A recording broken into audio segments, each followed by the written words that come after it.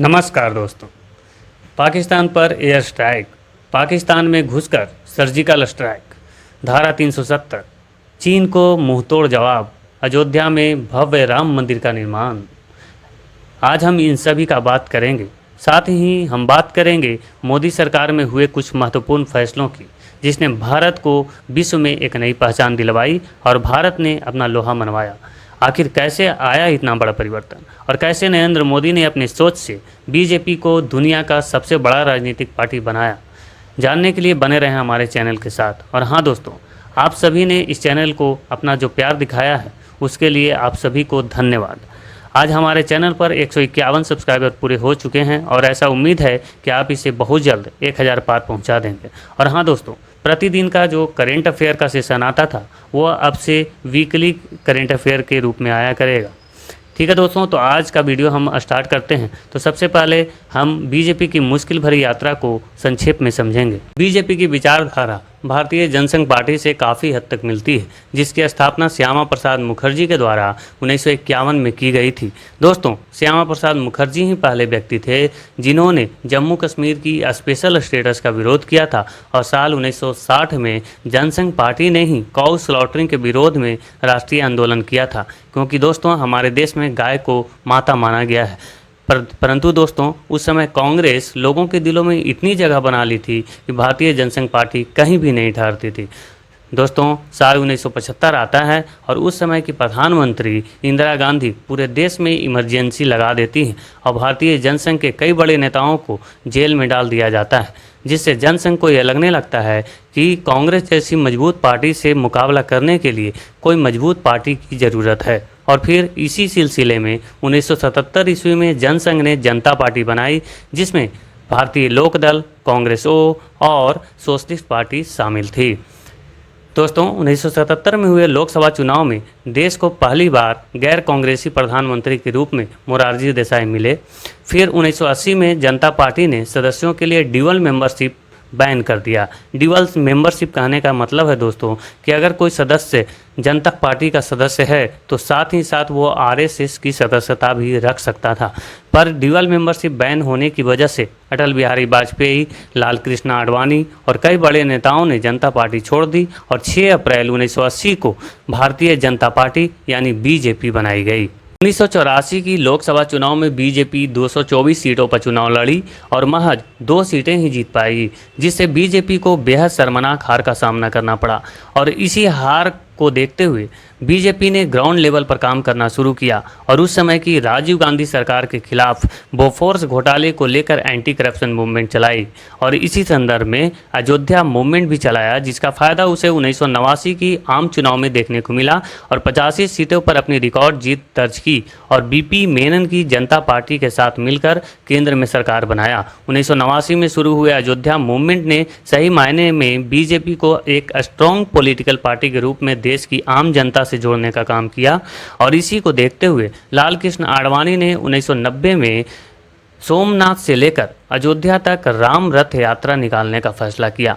इसका फ़ायदा फिर से 1991 के आम चुनाव में देखने को मिला और बीजेपी ने 135 सीटें जीती और साल 1993 आते आते बीजेपी देश के सामने एक राष्ट्रीय पार्टी के रूप में उभर कर सामने आई। 1996 के आम चुनाव में बीजेपी 161 सीटें जीती और अटल बिहारी वाजपेयी के नेतृत्व में केंद्र में सरकार बनाई, मगर ये सरकार महज 13 दिन में ही गिर गई। 1998 में आम चुनाव हुए, जिसमें बीजेपी ने समता पार्टी, शिरोमणि अकाली दल, शिवसेना, एआईएडीएमके और बीजू जनता दल के साथ मिलकर एनडीए नाम से गठबंधन बनाई और अटल बिहारी वाजपेयी दूसरी बार प्रधानमंत्री बने। परंतु एआईएडीएमके के समर्थन वापस लेने के कारण ये सरकार महज 13 महीने में ही गिर गई। 1999 में आम चुनाव हुए और एनडीए ने 303 सीटों के साथ पूर्ण बहुमत के साथ सरकार बनाई। अटल बिहारी वाजपेयी ने अंततः अपना कार्यकाल पूरा किया, परंतु 2004 तथा 2009 के हुए आम चुनाव में फिर से बीजेपी सत्ता से दूर हो गई और यूपीए की सरकार बनी। दोस्तों, इसके बाद साल 2014 आया और बीजेपी को नरेंद्र मोदी के रूप में एक डायनेमिक लीडरशिप प्राप्त हुआ, जिसका नतीजा ये रहा कि साल 2014 में बीजेपी पूर्ण बहुमत के साथ सत्ता में वापस लौटी। सफलता का मुख्य कारण रहा देश की जनता, खासकर महिलाओं के लिए मूलभूत सुविधाओं की बात करना तथा अपना फोकस उत्तर भारत से हटाकर दक्षिण भारत तथा उत्तर पूर्वी भारत में भी शिफ्ट करना। इसका नतीजा ये रहा कि एनडीए ने 336 सीटें जीती, जिनमें से बीजेपी 282 सीटें जीती। दोस्तों, साल 2019 का नतीजा तो बीजेपी के लिए साल 2014 से भी अच्छा रहा और एनडीए ने 354 सीटें जीती, जिसमें से सिर्फ बीजेपी ने 303 सीटें जीत ली।